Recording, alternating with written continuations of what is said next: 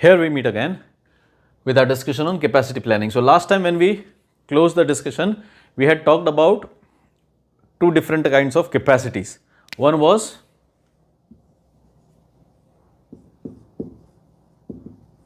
design or installed capacity. Then the other one was system operational actual capacity. Fine, these were the two types of capacities. ये हमारी long term हो जाती है कि जो हमने मशीन्स ला के रखी हैं वो उनकी रेटेड कैपेसिटी क्या है, तो ये हो गई. फिर उसको हम कितना यूज़ कर रहे हैं, उसको कम यूज़ करने के जो कारण है वो अलग अलग हो सकते हैं. डिमांड हो सकती है, रॉ मटेरियल अवेलेबिलिटी हो सकती है, अदर कंस्ट्रेंट्स हो सकते हैं, अदर रिसोर्स कंस्ट्रेंट्स हो सकते हैं. तो ये था हमारा लास्ट टाइम का discussion. Today will talk about capacity planning, long term and medium और शॉर्ट टर्म स्ट्रेटजीज. अब अगर हम लॉन्ग टर्म की बात करते हैं, व्हाट इज कैपेसिटी प्लानिंग? कि हमने एक इंस्टॉल्ड कैपेसिटी कितनी लगाई थी लास्ट लेक्चर में, 20,000 यूनिट्स पर मंथ. एक एग्जाम्पल लिया था हमने लास्ट लेक्चर के अंदर, अगर आपको याद हो तो, वो 15 to 20,000, हमने 20,000 यूनिट्स पर मंथ की एक इंस्टॉल्ड कैपेसिटी लगाई थी. कि हमारे सिस्टम की कैपेसिटी कितनी है, डिजाइन कैपेसिटी कितनी है हमारी, 20,000 यूनिट्स पर मंथ. ये हमारी डिजाइन कैपेसिटी थी कि भाई मेरे जो फैक्ट्री है उसको आप 16 घंटे चलाइए, इतना प्रोडक्ट्स वो बना देगी. This was it.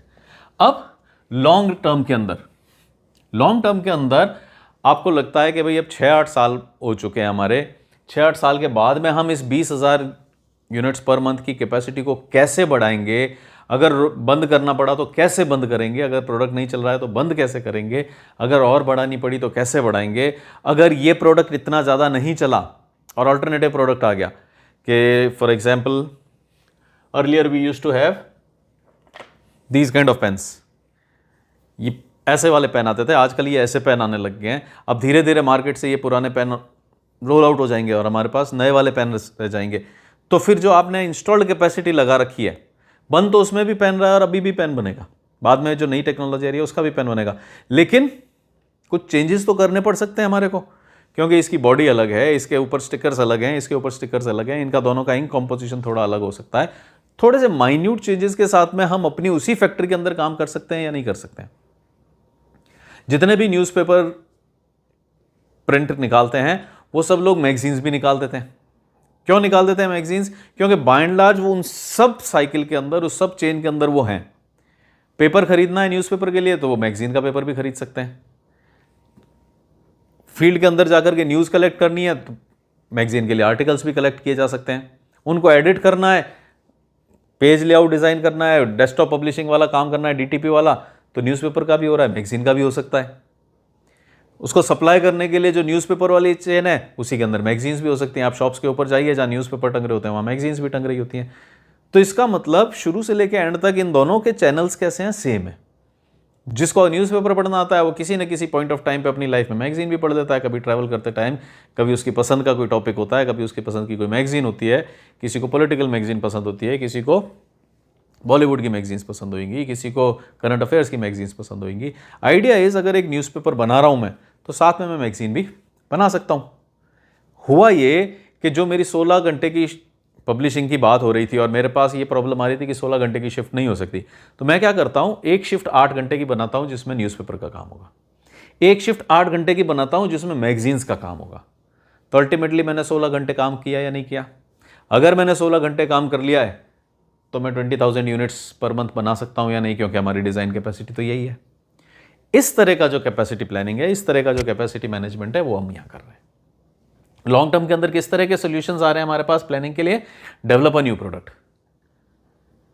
कि अगर ये पेन्स आपके नहीं बिक रहे हैं, रोल आउट हो रहे हैं, आउटडेट हो रहे हैं, टेलीविजन्स हैं जो सबसे पहले इतने बड़े आते थे, इतने डेप्थ के अंदर इतने बड़े होते थे, वो दीवार से इतने दूर पड़े हुए रहता था उनका स्क्रीन, दीवार से उनको 2 फुट 3 फुट दूर रखना पड़ता था क्योंकि इतने बड़े सारे होते थे.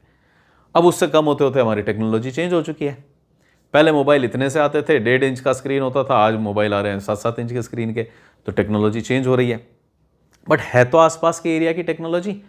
पुराने फ़ोन में भी मॉडेम लगता था, पुराने फ़ोन में भी किसी न किसी तरह से टावर कम्युनिकेशन होता था, आज भी टावर कम्युनिकेशन हो रहा है। तो कहीं ना कहीं हम उसी टेक्नोलॉजी के आसपास इवॉल्व हो रहे हैं। तो what you can do is develop new products. अगर आपकी ये कैपेसिटी आइडल जा रही है और आपका सामान नहीं बिक रहा है, आप सोप्स बना रहे हैं, आपका एक सोप है जो नहीं बिक रहा है, आपने तो क्या सोचा था कि हमारा जो सोप है वो किस तरह से बढ़ना शुरू होएगा, इनिशियली 2000 बिकेंगे, फिर कुछ टाइम में 4000 हो जाएंगे, कुछ टाइम में 6000 हो जाएंगे और कुछ टाइम में 16000 हो जाएंगे। Your plan was such. लेकिन अब जो आप सोप बना रहे हो वो सोप का तो लग नहीं रहा है कि वो इस तरह से ग्रोथ करेगा। अब क्या किया जाए? हम तो लिया है 20,000 यूनिट्स पर मंथ की। हमारा जो सोप है, जब हमने 2000 का टारगेट सोचा था तो वो 500 पर मंथ बिक रहा था, जब 4000 पहुंच जाना चाहिए था तो वो 700 पर मंथ पहुंचा था, यहाँ पे वो 900 पर मंथ पहुंचा था, अब वो 1200 पर मंथ पहुंच रहा है। तो इसका मतलब मेरी तो मशीन लिटरली वेस्ट जा रही है। ऐसे में फिर आप क्या करेंगे? कोई नया प्रोडक्ट निकालेंगे, कोई नया सोप ले आते हैं। मे बी ये जो आपके टॉयलेट सोप्स हैं, इनके अंदर हमारा मार्केट नहीं बैठ रहा है, let us go for washing soaps. इनमें नहीं बैठ रहा है तो let us go for kitchen dish washing soaps, dish washing soaps, ये जो विम बार वगैरह आते हैं। तो अगर आपका लक्ष्य नहीं बिक रहा है तो आप रिन में आ जाइए, रिन नहीं बिक रहा है आप विम में चले जाइए। तो इसका मतलब मैं अपने नया प्रोडक्ट के अंदर तो जा ही सकता हूं, क्योंकि बाय एंड लार्ज टेक्नोलॉजी तो सबकी सेम है, मशीन तो सेम चलनी है, केमिकल कंपोजिशन चेंज होना है, डिजाइन चेंज होना है, दैट वी कैन मैनेज। तो आइडिया इज लॉन्ग टर्म के अंदर अगर आपको लग रहा है कि ये मशीन जो आपकी कैपेसिटी है ये वेस्ट होती हुई लग रही है, मेरे तो किसी काम नहीं आ रही है, अब या तो इस मशीन को बेच दूं। अब इस मशीन को बेच देता हूं तो इस फैक्ट्री में क्या करूं? इस फैक्ट्री की जगह वेस्ट हो जाएगी, वापस दूसरा कौन सा माल यहां बनाऊंगा, यहां तो कुछ और बिक नहीं रहा, अभी किसी चीज का स्कोप नहीं है। तो आइडिया इज या तो इस पूरे को वेस्ट कर दिया जाए, जितना इन्वेस्टमेंट हुआ सारा डूब जाएगा, या फिर आप एक नए प्रोडक्ट पे काम करना शुरू कर दीजिए। सबसे पहले सैमसंग के छोटे वाले फोन आते थे, बटन वाले फोन। उस टाइम आईपॉड्स आते थे, वो म्यूजिक सुनने के लिए आते थे एप्पल के। फिर उन आईपॉड्स में उन्होंने क्या किया? टच स्क्रीन डालना शुरू कर दिया। तो जो इनिशियल एज के आईफोन्स थे और आईपॉड्स थे, दोनों बिल्कुल सेम दिखते थे। बस ये है कि जो आईफोन था उसके अंदर कॉलिंग भी होती थी और आईपॉड के अंदर सिर्फ गाने चलते थे, लेकिन दोनों का इंटरफेस बिल्कुल सेम था, दोनों के अंदर ऐप्स चल जाया करती थी, दोनों गेम्स दोनों के अंदर सेम चल जाया करते थे। उस टाइम सैमसंग के कैसे थे? छोटे छोटे से फ़ोन होते थे, वो कीपैड वाले फ़ोन होते थे। सैमसंग और एलजी के अगर आपने प्रोबेबली आप में से किसी ने देखे भी नहीं होंगे, नेट पे आप सर्फ कर सकते हैं। इनिशियली जब रिलायंस के फ़ोन आए थे तो सैमसंग एलजी के छोटे छोटे से फ़ोन आते थे, तो Samsung was into those phones. लेकिन अब जब समझ में आया कि एप्पल ने तो टच स्क्रीन्स निकाल दिए हैं, बड़े स्क्रीन्स निकाल दिए हैं, नोकिया टच स्क्रीन्स निकाल चुका है, बड़े स्क्रीन्स निकाल चुका है, तब सैमसंग एलजी को समझ में आया कि भाई इतने फ़ोन से तो हमारा काम नहीं चलेगा। तो अब क्या वो उन सब प्लांट्स को बंद कर देते? क्या उन सब इंजीनियर्स को बाहर निकाल देते? वही सारे कम्युनिकेशन इंजीनियर्स, वही सारे टेलीफोन इंजीनियर्स जिन्होंने उनके लिए इतने अच्छे अच्छे फ़ोन्स उस टाइम डिज़ाइन किए थे, 1995 से लेकर 2005 के अंदर जो उनके मोबाइल सेट्स बिक रहे थे वो डिज़ाइन किए थे, क्या उनको अचानक से हम निकालना शुरू कर देते 2006-2007 के बाद में? नहीं। उस टाइम हमने क्या किया? Develop a new product. उनको फिर नए प्रोडक्ट के अंदर लगा दिया कि आप वापस से डेवलपमेंट कीजिए।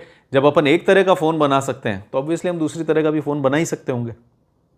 जो हमारा इंजीनियर एक फ़ोन डिज़ाइन कर रहा है वो दूसरा फ़ोन भी डिज़ाइन कर लेगा, पैसा लगेगा, टाइम लगेगा, बट अपनी ब्रांड की जो वैल्यू है, हमारी जो इंस्टॉल्ड कैपेसिटी है, उसको तो हम अचानक से बंद नहीं कर सकते ना। इतनी कंट्रीज़ के अंदर MNCs हैं, 20 कंट्रीज़ के अंदर ऑपरेट कर रहे हैं, अचानक से बंद कैसे कर देंगे? तो ऐसे में फिर क्या करती है कंपनीज? Develop new product. आज ही हम ले लें, ये जो इतने सारे मोबाइल्स बनते हैं, जो भी पहले भी हमारी बात हुई थी कि साल में 2 मेजर फोन्स आ जाते हैं हर ब्रांड के। क्यों निकालने पड़ते हैं? क्योंकि अगर आपने वो 2 नए मेजर फोन्स नहीं निकाले तो पुराना वाला फ़ोन जो आप सोच रहे थे कि बिकेगा, वो आजकल नहीं बिकता है। 6 साल बाद आप ये नहीं कह सकते हो कि मैं 16,000 फ़ोन बेच लूँगा उसके। तो होगा तो यही कि आपको हर 2 साल के अंदर दूसरे किसी फ़ोन के 4,000 सेट्स बेचने पड़ेंगे। सेम फ़ोन के 16,000 सेट्स तो नहीं बिकने वाले। तो what they do is develop new product.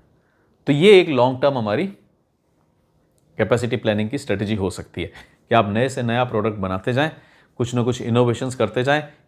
Literally her soap के ऊपर हम देखते हैं रिन अब और ज़्यादा शक्तिशाली, अब नया रिन, अब नया एरियल, सुपर एरियल, अब ये कुछ ना कुछ सुपर और अल्ट्रा और नया लगा करके वापस उसको लाते रहते हैं। क्योंकि अगर मैं एरियल की बात करूं तो एरियल कुछ लाया था, फिर सर्फ भी ले आया, तो अब लोग सर्फ पे शिफ्ट हो गए, तो फिर अब एरियल को फिर से कुछ करना पड़ता है, तो फिर कुछ करता है। तो वो सारी जो लड़ाई हो रही है, वो सारा जो आप कर रहे हो, किस लिए कर रहे हो? क्योंकि नहीं तो ये कैपेसिटी आइडल जाएगी। अगर आपने प्रोडक्ट को नया नहीं बनाया तो आज की डे एंड एज में ये नहीं बिकेगा, आप यहीं पे रुक जाओगे। ये जो 2000 है उसकी जगह 500 बेचोगे, 16,000 की जगह 1200 बेचोगे। इसलिए आप नया से नया प्रोडक्ट लाते रहते हो, नए से नए इनोवेशंस करते रहते हो। टेलीविजन के ऊपर नए से नए सीरियल्स आते रहते हैं, क्योंकि वो एक ही एक सीरियल हो। एक ज़माना था जब वो कहानी घर घर की इन सास बहू के सीरियल चल गए 2-2 साल, 5-5 साल, 10-10 साल, क्योंकि उस टाइम सीरियल्स नहीं होते थे। उस टाइम आप प्लान कर सकते थे कि भाई मैं 16,000 भी बेचूंगा किसने। लेकिन आज इतने सीरियल्स हो गए हैं कि यू कैन नॉट सी कि भाई कोई सीरियल 10 साल चल रहा है। 1 साल 2 साल के अंदर सारे सीरियल ख़त्म करने पड़ते हैं। 2 साल से ऊपर निकल गया तो उसकी फिर सेल्स नहीं रह जाती, फिर वो ऐसी सेल्स पे होता है। तो इसका मतलब I constantly need to work on developing a new product. आप नया प्रोडक्ट बनाते रहो, अपने प्लांट को बेटर यूटिलाइज करते रहो। एक तो ये स्ट्रेटजी हो सकती है, एक लॉन्ग टर्म स्ट्रेटजी, कि हम रिसर्च एंड डेवलपमेंट में इन्वेस्टमेंट करके रखेंगे, नया प्रोडक्ट डेवलप करते रहेंगे। Then you could have expand existing facilities. Expand existing facilities कब? मेरा प्रोडक्ट बहुत अच्छा चल रहा है। जो पुराना मार्केट था, जो अभी हमने सैमसंग की बात की, उस टाइम के अंदर जो मार्केट था एक्चुअली मोबाइल फोन्स का, वो किसके पास था? Nokia was the king at that time. हाँ, नोकिया से पहले फोन्स कौन से आ चुके थे? सबसे पहला अगर अपन कहें, मोटरोला के भी मोबाइल फोन्स आते थे, वायरलेस हैंडसेट्स आते थे, मोबाइल फोन्स आते थे, तो मोटरोला था। लेकिन जिस टाइम की अभी हमने बात की कि सैमसंग और LG were doing very well with those button phones, जो पुराने रिलायंस ने सबसे पहले फोन्स निकाले थे, उनमें नोकिया के थे, रिलायंस एलजी के थे, सैमसंग के थे। तो जिस टाइम की हमने अभी बात की सैमसंग की, उस टाइम सबसे ज्यादा कौन बिक रहा था? नोकिया बिक रहा था। तो सैमसंग ने क्या प्लान किया कि ठीक है, हम 20,000 यूनिट्स पर मंथ का प्लांट ले आते हैं। लेकिन एज टाइम्स चेंज्ड, आप देखोगे कि आज तो नोकिया कहीं पे है ही नहीं, और सैमसंग आज तो फिर थोड़ा कम हो गया है। एक टाइम था जब सैमसंग 70% मार्केट शेयर लेके बैठा हुआ था। 70% मोबाइल फोन मार्केट शेयर किसके पास आ गया था? सैमसंग। 20% आप डाल दो एप्पल के खाते में, और बचा हुआ 10% कौन था? बाकी सब थे, LG, Moto etcetera. This is जब आपके ये शाओमी, हुआवे, ये सब नहीं आए थे। हुआवे वगैरह थे, वो मॉडेम्स में और दूसरे कम्युनिकेशन प्रोडक्ट्स में थे, they were not into mobile phones. तो ऐसा टाइम आ गया। नाउ इमेजिन, जब Samsung was playing a second fiddle, third fiddle, fourth fiddle to Nokia. Nokia 1 number पे था और सैमसंग उस टाइम 3-4 नंबर पे होता था। तो उसने अपना प्लांट कैपेसिटी कैसा लगाया? 20,000 यूनिट्स पर मंथ का लगाया, विच वॉज वेरी गुड। बेच रहा था वो आराम से। फिर जब उसको लगा कि भाई टच का टाइम आ रहा है, अपने बटन वाले फोन्स का टाइम खत्म हो रहा है, वो टच में वेंचर कर गया। अब टच में जैसे ही वो गया, नोकिया टच के अंदर इतना जल्दी नहीं गया, और नोकिया ने टच के अंदर जाकर के कुछ ब्लंडर्स कर दिए, ऑपरेटिंग सिस्टम इम्प्रॉपरली पिक कर लिए। दुनिया एंड्रॉयड की तरफ बढ़ रही थी, नोकिया खुद के उस पर चलता रहा, सिम्बियन के ऊपर। तो सैमसंग का क्या हुआ कि जो इन्होंने सोचा था कि भाई 20,000 यूनिट्स अब नहीं बिक रही हैं बटन वाले फोन की, उन्होंने डेवलप न्यू प्रोडक्ट किया, टच स्क्रीन किया। अपनी कैपेसिटी को कैसे मैनेज किया, लॉन्ग टर्म कैपेसिटी को, कि नया प्रोडक्ट निकाल देते हैं। नए प्रोडक्ट के अंदर अब ये हो गया कि उनका मार्केट शेयर इतना, वो प्रोडक्ट इतना चल गया, फोन इतना चल गया कि मार्केट शेयर 70% शूट करने लगा। अब इतना माल कहां से बनाया? हमने तो इतनी सी कैपेसिटी लगाई थी। इन सच केसेस आप क्या कर सकते हैं? You could think of expanding your existing facilities, कि जो हमारा एक प्लांट है, एक फैक्ट्री है, 2 प्लांट करेंगे, 10 प्लांट करेंगे, 10 फैक्ट्री करेंगे, 2 कंट्री में काम करते हैं, 20 कंट्री में काम करेंगे। Expanding your existing facilities. तो अब ये डिपेंड करता है कि आपके ऊपर प्रॉब्लम किस तरह की आ रही है, आपका कंपटीशन कैसा है, प्रोडक्ट कैसा है। सेम सैमसंग एक केस में डेवलप न्यू प्रोडक्ट करने की सोच रहा था कि जब वो बटन वाले फोन्स में था, लेकिन सेकंड केस में जब वो टच के अंदर इतना अच्छा करने लग गया, तो अब डेवलप न्यू प्रोडक्ट तो हो गया, अब तो उसको फैसिलिटी कम पड़ने लगी, तो he could have gone in for expanding the existing facilities. दो नए, इसी फैक्ट्री में अगर एक्सपेंशन हो सकता है वेल एंड गुड, लेकिन अब जब आपको इतनी अनप्रेसिडेंटेड ग्रोथ मिल जाएगी कि आप 4th 5th नंबर से अचानक से फर्स्ट आओगे और फर्स्ट बाय अ डिस्टेंस, कोई है ही नहीं आसपास सेकंड में आपके, तो आपको बहुत सारे सेट्स बनाने पड़ेंगे। इन सच केस आपने अपनी स्ट्रेटेजी क्या चेंज की? Expand existing facilities. एक कंट्री के अंदर 4 प्लांट कर दिए, एक कंट्री में ऑपरेट करते थे अब 4 कंट्री में ऑपरेट करने लग गए, 4 कंट्री में ऑपरेट करते थे अब 4 कॉन्टिनेंट्स में ऑपरेट करने लग गए। Expand your existing facilities. Then there is construct और फेज आउट प्रोडक्शन प्लांट्स। अब ये एक्सपेंड योर एग्जिस्टिंग फैसिलिटीज को तो हम ऐसा कर सकते हैं कि एक ही फैसिलिटी को थोड़ा एक्सपेंड कर दिया, एक फ्लोर और बना लिया, लेआउट को थोड़ा रिस्ट्रक्चर कर दिया तो 2 मशीन्स एक्स्ट्रा आ गई। तो मतलब अगर 20,000 को 30,000 करना है तो वो तो आप एक तरह से इसमें ले लीजिए कि एक्सपेंडिंग योर एग्जिस्टिंग फैसिलिटीज, कि जितना था उसे थोड़ा सा ज़्यादा करना है तो थोड़ा बहुत लेआउट एडजस्ट कर दिया, 2 मशीन्स एक्स्ट्रा लगा दी, किसी तरह से कैपेसिटी बढ़ा दी, कहीं थोड़ा सा आसपास वाली फैक्ट्री के अंदर स्पेस रेंट पे ले लिया। That is expanding your existing facilities, के जो एग्जिस्टिंग कर रहा है उसको कर दिया। ये क्या है? कंस्ट्रक्ट और phase out production plants. Construct new production plants, ये वो वाला बात हो गई जो हमने बात की थी कि एक कंट्री में 1 प्लांट है, एक कंट्री में 4 प्लांट कर लिए, 4 कंट्रीज के अंदर 4 प्लांट कर लिए, 4 कॉन्टिनेंट्स के अंदर 4 प्लांट कर लिए। तो वो वाला आइडिया क्या हो गया? कंस्ट्रक्ट न्यू प्रोडक्शन प्लांट्स, कि अगर आपका बहुत ज़्यादा काम बढ़ रहा है तो आप इस तरह से अपने नए प्लांट्स लगा सकते हैं। Then there is phase out production plants. Phase out production plants का क्या मतलब हो गया? कि अगर आपका काम कम हो रहा है तो आप धीरे धीरे प्लांट्स को बंद करना शुरू करो। जैसे कि नोकिया जो इस टाइम रूल करता था दुनिया को, वो जब फेज आउट होना शुरू हुआ, बंद होना शुरू हुआ, तो उनका इंडिया में भी एक प्लांट था जो कि उनको फिर बाद में बंद करना पड़ा। तो जैसे जैसे आपका काम कम होता जा रहा है, फिर ठीक है उस फैक्ट्री को भी बंद कर दो, उस फैक्ट्री को भी बंद कर दो। क्यों ज़बरदस्ती 20-20 हज़ार यूनिट्स की कैपेसिटी लगा के बैठे रहो? अगर बिक ही नहीं रहा है, अगर कोई न्यू प्रोडक्ट डेवलपमेंट नहीं हो सकता है, तो फिर ठीक है, वी विल फेज आउट। और अगर बहुत ज़्यादा ज़रूरत है तो विल कंस्ट्रक्ट मोर न्यू। तो ये हुई हमारी कुछ लॉन्ग टर्म स्ट्रेटजीज कि आप चाहो तो नया प्रोडक्ट डेवलप कर लीजिए, अगर आपको लगता है कि नया प्रोडक्ट डेवलप हो सकता है, अगर आपकी कैपेसिटी में है। नोकिया से नहीं हो पाया, नोकिया ने 3-4 बार नए नए प्रोडक्ट्स डेवलप किए, सिम्बियन पे लड़ते रहे, उसके बाद विंडोज़ ऑपरेटिंग सिस्टम पे चला गया नोकिया, उसके बाद एंड्रॉयड ऑपरेटिंग सिस्टम पे आ गया, उसके बाद एंड्रॉयड के अंदर उन्होंने कुछ नहीं डाला, सारा कुछ कस्टम अपना रखा, उसके बाद प्योरली एंड्रॉयड में आ गया। तो इसका मतलब Nokia tried so many new product developments, लेकिन कोई क्लिक नहीं हुआ। जब क्लिक नहीं हुआ तो they adopted phase out. Phase out में क्या हुआ? जगह जगह से उन्होंने अपने प्लांट शट करने शुरू कर दिए। यस, इंडिया में उनका प्लांट शट होने का कोई टैक्स इश्यूज भी थे, लेकिन अल्टीमेटली प्रोडक्ट भी नहीं बिक रहा था, तो वो प्लांट का क्या करते? तो यहां से वो प्लांट भी बंद हो गया। तो यू कैन सी कि हमारे को लॉन्ग टर्म के अंदर कौन सी कैपेसिटी और कौन सी स्ट्रेटजी फिट होती है मेरे प्रोडक्ट के ऊपर, मेरे मार्केट के ऊपर, मेरी कैपेसिटी के ऊपर, मेरी रिसर्च एंड डेवलपमेंट टीम के ऊपर। इनकी रिसर्च एंड डेवलपमेंट टीम नया प्रोडक्ट नहीं बना सकी, बैठे रहो। फाइन। तो this was long term plan. Medium और शॉर्ट टर्म। मीडियम और शॉर्ट टर्म में क्या स्ट्रेटजीज रहेंगी हमारी? हायर एंड फायर, सब कॉन्ट्रैक्ट एंड ओवर टाइम। ये कहां पे प्ले करेंगी? सपोज हम 1000 यूनिट्स पर डे बनाते हैं,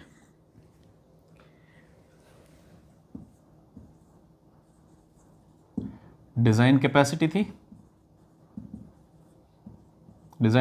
थी लेट अस से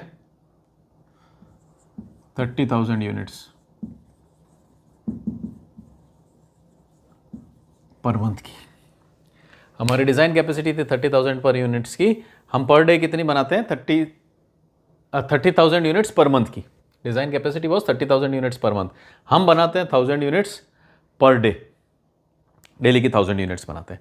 अब आपको पता है कि अभी जो है ये कोरोना का टाइम चल रहा है और अब हम 1000 नहीं बेच पाएंगे, और आपको लगता है कि नहीं, अब ये जो टाइम्स चल रहे हैं ये बहुत टाइट चल रहे हैं, market majority of the time बंद रहता है, शाम को जल्दी बंद हो जाता है, मुझे ऐसा लगता है कि मैं तो अब सिर्फ 500 यूनिट्स पर डे ही बेच सकता हूं। इफ़ यू फील सो कि अगले 3-4 महीने जितना मुझे नहीं लग रहा है कि मैं 1000 यूनिट्स वापस से बेच पाऊंगा, तो आप क्या स्ट्रेटजी लगा सकते हो कि you could go ahead and fire हूं एम्प्लॉइज। आप अपने एम्प्लॉयज़ को फायर कर दीजिए, आप एम्प्लॉयज़ को निकाल दीजिए। तो अब यहाँ कैपेसिटी का डिफरेंस कैसे आया कि भाई मैं 1000 बना रहा था, मेरा सारा कुछ सिस्टम ऐसा बना हुआ था, साइकिल बनी हुई थी, डिज़ाइन कैपेसिटी भी थी, मेरी सिस्टम कैपेसिटी, मैंने सब कुछ बिल्कुल सही से मैनेज कर लिया था। ये वाला जो एरिया है मेरा बिल्कुल सही था। लेकिन अब शॉर्ट रन के अंदर मेरे को लग रहा है कि कोरोना आ गया, पहले जब 20 दिन 22 दिन का आया, फिर 20 दिन का और आया, 40 दिन का लॉकडाउन आ गया, फिर एक बार और लॉकडाउन आ गया, थोड़ा सा सॉफ्ट लॉकडाउन आया, लेकिन अब हम देख रहे हैं कि 6 महीने निकल गए हमारे इसके अंदर। तो वी फेल्ट कि नहीं भाई अब 1000 नहीं बिकती, अब तो 500 ही बिकती है। What you can do is you can fire certain people, कुछ लोगों को निकाल दिया जाए। ऑन द कॉन्ट्रेरी कंसिस्टेंटली हम देख रहे हैं कि मेरी डिमांड कितनी आ रही है, 1200 units per day. What you can do is hire certain people. 1000 units में बना रहा हूं, बिल्कुल आराम से काम चल रहा है। ये चलो 30 की जगह मैं इसको इंस्टॉल कैपेसिटी आपको दिला देता हूँ 50,000 की, कि आपको कंफ्यूजन नहीं हो। 50 की है बहुत है, और 50 को भी लीजिए, मैं आपका लिए बनवा देता हूँ इजी करने के लिए 60,000 यूनिट्स पर मंथ है। इसका मतलब डेली 2000 की हमारी design capacity. I can produce up to 2000 units बिना किसी चिंता के।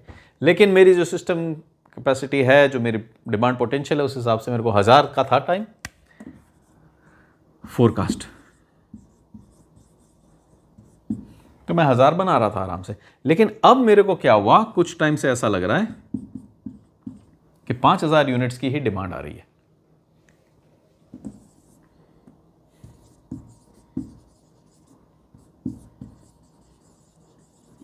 फोरकास्ट 1000 यूनिट्स पर डे की थी, मेरा प्लान बिल्कुल सही था, 2000 यूनिट्स पर डे कर सकता था मैं। इसका क्या मतलब होता है, 2000 यूनिट्स पर डे, बिल्कुल सब कुछ एकदम आराम से चल रहा था, पूरा सिंक के अंदर चल रहा था। But now the problem is, मैंने अपना देखा कि भाई 1000 बेच सकता हूँ, बेच रहा था मैं, आराम से चल रहा था, 500 यूनिट्स ही बिक रही है। 6 महीने हो गए, कैसे सबको तनख्वाह दें, माल बना करके रखेगा। तो आपने एक स्ट्रेटेजी क्या लगा सकते हैं, फायर एम्प्लॉयज़, उनको बाहर निकाल दो। नहीं बन रहा, कहाँ बेचें, जब सेल्स ही नहीं है तो फिर उनको रख के क्या करें, बना के क्या करें, तो यू रिमूव देम।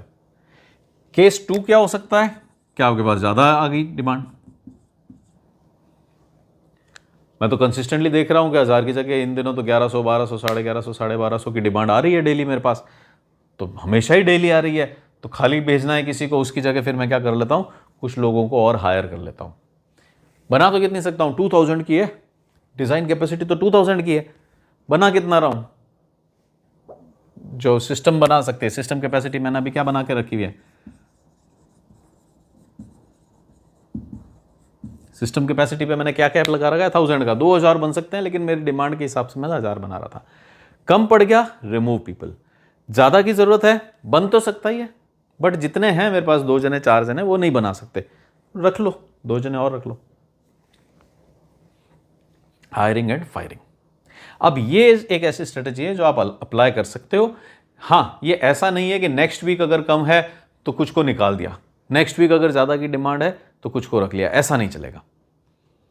ये हर वीक आना जाना नहीं कर सकते। हाँ, आपको लग रहा है कि नियर फ्यूचर के अंदर अब कोई स्कोप नहीं है, जैसे कि अभी जो कोरोना में डिमांड्स खराब हुई, 6 महीने से कुछ नहीं बिक रहा, अगले 6 महीने साल तक भी मुझे कोई बहुत ज़्यादा पॉजिटिव नहीं हूँ, तो you could fire certain people. Diwali पे अचानक से ज़्यादा डिमांड आ गई and you start hiring people, तो फिर दिवाली के अगले ही दिन क्या करेंगे, डिमांड तो क्रैश हो जाएगी, खत्म हो जाएगी। दिवाली के अगले दिन तो नहीं बिकता है कुछ भी सामान, पटाखे हैं वो पहले बिकेंगे, नए कपड़े पहले बिकेंगे, मिठाइयाँ पहले बिकेंगी, तो फिर अगले दिन कहाँ रखेंगे उनको। तो हायर फायर ऐसे नहीं चलता है कि कल क्या होगा। हायर फायर अगर आपको लग रहा है कि एक्सटेंडेड पीरियड में 3 महीने 6 महीने का अगला जो स्कोप है, 1 साल का जो स्कोप है, उसमें ऐसा ही लग रहा है, तो you could use either of the strategies. Fine. अब इनके नुकसान क्या है, फायदे क्या है। व्हेन यू फायर समवन, जब आप किसी को निकाल देते हो तो 2 मेजर नुकसान होते हैं। वो 2 मेजर नुकसान क्या है, एक तो मार्केट के अंदर जो आपकी इमेज जाती है वो खराब होती है। You are not seen as an employee friendly organisation. वो लोग देखते हैं कि ये लोग तो किसी को भी चलते ही निकाल देते हैं, या नौकरी करने से मतलब नहीं। इसका मतलब जो भी थोड़ा सा टैलेंटेड होगा, जिसको भी थोड़ा काम आता होगा, वो आपके यहाँ आने से कतराएगा। जो ज़रूरतमंद है वो तो आ जाएगा, लेकिन जिसको काम आता होगा वो आपके यहाँ नहीं आएगा, क्योंकि उसको लगेगा कि आप कभी भी निकाल देते हो। तो फायर करने में एक डिसएडवांटेज तो यही हो गई।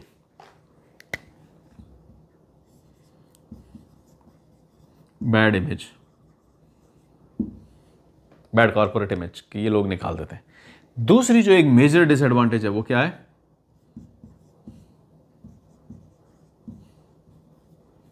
Technology transfer. अब एग्जैक्टली टेक्नोलॉजी ट्रांसफर तो क्या है? अगर कोई आपने साइंटिस्ट को फायर कर दिया, कोई इंजीनियर को फायर कर दिया, तो वो आपकी टेक्नोलॉजी बाहर ले जा सकता है।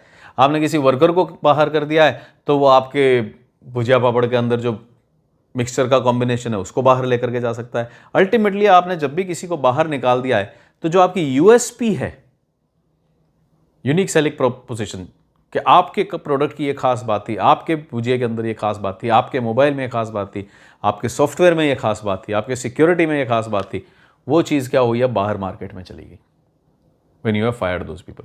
तो एक तो ये नुकसान हो सकता है, और एक डेफिनेटली बाहर बुरी एक इंफीरियर ब्रांड इमेज जाती है। और फिर एज एन एम्प्लॉय कि भाई एज एन एम्प्लॉय आप अच्छे नहीं हो तो अच्छे लोग भी आपके यहाँ पे नहीं आएंगे। एंड देन अगर आप हायर करने लग जाओ हर किसी को, कि जैसे जब किसी को हायर कर लिया, तो प्रॉब्लम इज कि जो नए आते हैं उनको ट्रेनिंग देनी पड़ती है। ट्रेनिंग क्यों देनी पड़ेगी? कि जो नया ला रहे हैं वो जरूरी थोड़ी है कि मेरे प्रोडक्ट के लिए एग्जैक्टली इमीडिएटली काम कर लेगा। एक इंश्योरेंस एजेंट छोड़ के चला जाता है, दूसरे को रखते हैं, भले वो दूसरी इंश्योरेंस कंपनी से आ रहा हो, 2 दिन 4 दिन तो वो मेरे यहाँ काम नहीं कर पाएगा, हफ्ता 10 दिन तो वो मेरे यहाँ काम नहीं कर पाएगा, क्योंकि वो मेरे यहाँ के क्लाइंट्स को नहीं जानता है। मेरे प्रोडक्ट्स के अंदर अलग रेट्स हैं, वहाँ उसकी अलग रेट्स थी, मेरे यहाँ अलग स्कीम्स हैं, वहाँ अलग स्कीम्स थी, तो उसको ये सब देखना समझना पड़ेगा। तो इसका मतलब 2 दिन 5 दिन 10 दिन की सैलरी मेरी उस पर वेस्ट जाएगी। तो whenever you hire someone, then बहुत इंपॉर्टेंट बात, रिक्रूटमेंट कॉस्ट्स, ऐड निकालना पड़ेगा, इंटरव्यू लेना पड़ेगा, रेफरेंसेस से भी किसी को रख रहे हैं तो भी इंटरव्यू तो लेना पड़ेगा, आपका जो मैनेजर है उसका टाइम वेस्ट होएगा। तो इसका मतलब हायर एंड फायर यूज़ की जा सकती है, लेकिन बहुत ज़्यादा फंसे हुए हों तभी करनी चाहिए, क्योंकि ये दोनों ही जो केसेस हैं इन दोनों में नुकसान बहुत बड़े हैं। आपकी यूएसपी बाहर जा रही है, आपकी इमेज ख़राब हो रही है, आप जो आ रहा है उसको आप हफ्ता दिन 10 दिन 15 दिन की सैलरी एक्स्ट्रा दे रहे हैं बिना काम के, वो आप तो उसको काम सिखा रहे हैं। और फिर रिक्रूटमेंट कॉस्ट होती हैं, एडवर्टाइजमेंट करना पड़ेगा, बाहर से किसी एक्सपर्ट को बुलाना पड़ेगा, नहीं तो भी मेरे मैनेजर को बैठ करके इंटरव्यू लेना पड़ेगा। तो देयर आर कॉस्ट्स इन्वॉल्व। लेकिन yes, it is a viable strategy. आपका स्टेटस कहाँ है? 1000 पे। कम करना है, रिमूव पीपल। ज़्यादा करना है, हायर पीपल। तो ये एक स्ट्रेटजी होती है जो लोग, बहुत सारे लोग अप्लाई करते हैं। लेकिन ये ऐसी स्ट्रेटजी नहीं है जो वीकली बेसिस पे यूज़ की जाए, 2 दिन के लिए यूज़ की जाए। 2 दिन के लिए ये स्ट्रेटजी यूज़ नहीं होती, 10 दिन के लिए स्ट्रेटजी यूज़ नहीं होती। हाँ, 3 महीने 4 महीने का है टाइम होराइजन, तो हम इस स्ट्रेटजी को यूज़ कर सकते हैं। जैसे अभी कोरोना के टाइम में lot of places we have seen firing of employees, कि उनको निकाल दिया गया है। ठीक है ना?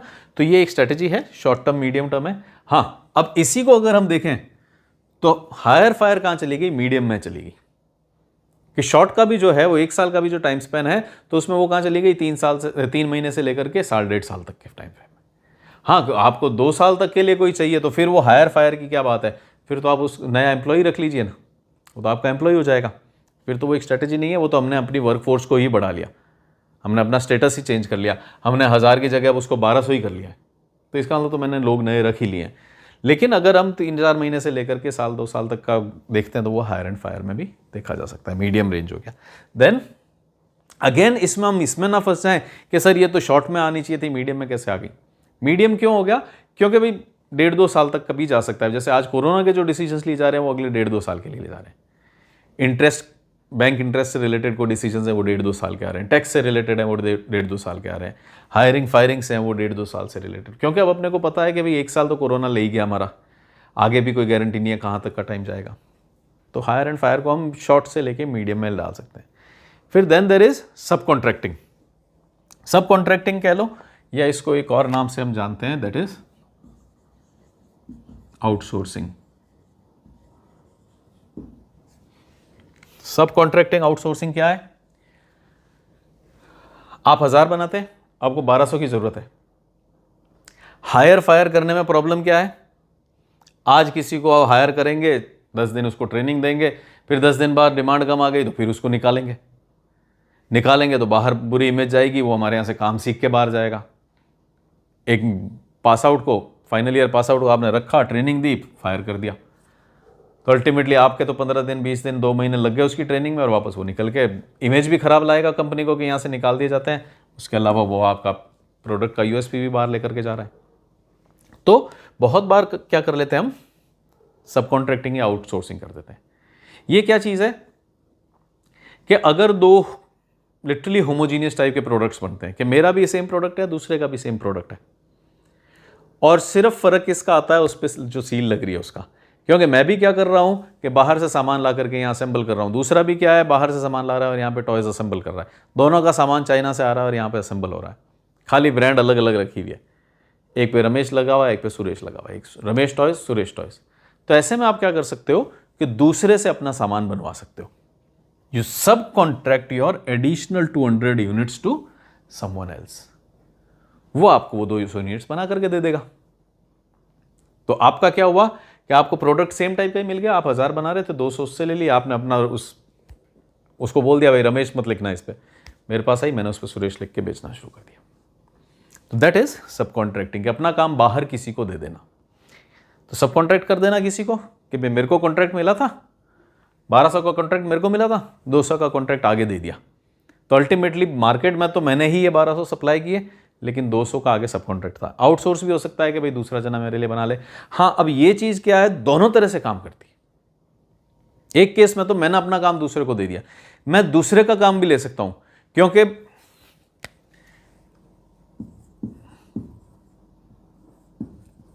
ये सुरेश है और इसने अपना काम किसको दिया, रमेश को। तो रमेश ने तो ये चीज क्या की है, सुरेश ने तो ये चीज क्या की है, रमेश को आउटसोर्स की है कि भाई मैं 1000 बना सकता हूं, 200 यूनिट बना करके भेज दो मेरे को, रमेश भेज देगा। तो इसने तो बाहर उसको आउटसोर्स किया है काम, कॉन्ट्रैक्ट दिया है। इसके लिए क्या हो गया, वो कॉन्ट्रैक्ट लेना हो गया। इसने ऐसा क्यों किया, क्योंकि इसके यहां पे इसका खुद का मार्केट शेयर कितना था, 700-800 का था, ये 700-800 यूनिट बेच पाता था। तो इसके पास आइडल कैपेसिटी पड़ी हुई थी, अब खाली मशीन पड़ी रहा, उसकी जगह इसने क्या सोचा कि 200 यूनिट सुरेश की भी बना देते हैं। तो अल्टीमेटली इसने अपनी क्या की, पूरी कैपेसिटी यूटिलाइज कर ली। इसकी भी 1000 की कैपेसिटी थी, लेकिन ये 700-800 ही बेच पा रहा था, तो इसने 200 यूनिट्स उसके लिए बना दी। तो इसने तो बाहर आउटसोर्स किया और इसने क्या कर लिया, इनसोर्स कर लिया कि भाई उससे काम ले लिया। तो इसके भी क्या हुआ, 1000 की जगह इसको 1200 यूनिट्स मिल गई, क्योंकि 200 यहां से आ गई। ये जो 800 ही बना रहा था, इसने भी 200 बना ली, तो 1000 बन गई। तो आइडिया इज 1200 और 800 दोनों ने मिलकर तो 2000 बनाई, लेकिन दोनों ने इस तरह से अपना सब कॉन्ट्रैक्टिंग से, आउटसोर्सिंग इनसोर्सिंग से अपना काम चला लिया। हाँ, ये चीज़ काम जनरली तभी तक आनी चाहिए, तभी तक आती है जब तक दोनों का प्रोडक्ट हाईली होमोजीनियस हो।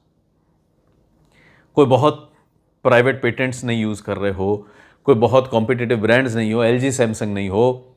एलजी सैमसंग अगर अपने टेलीविजन के अंदर ऐसा करने लग जाए तो गड़बड़ हो जाए। तो इसलिए ऐसे नहीं, लेकिन आपको लग रहा है कि होमोजीनियस प्रोडक्ट है, दोनों जगह सेम जगह से ला करके, दोनों जने सेम जगह से ला करके उसको असेंबल कर रहे हैं, तो चल सकता है। तो दिस इज सब कॉन्ट्रैक्टिंग, कि किसी और से अपना काम करवा लिया। Fine, and it works both ways. तो इसका मतलब जब मैं 500 की ही डिमांड आ रही थी और मैं सोच रहा था कि लोगों को फायर करूं, तो मैं क्या करूंगा, ऐसे में लोगों को फायर करने की बजाय क्या करूंगा, बाहर से कॉन्ट्रैक्ट ले लूंगा।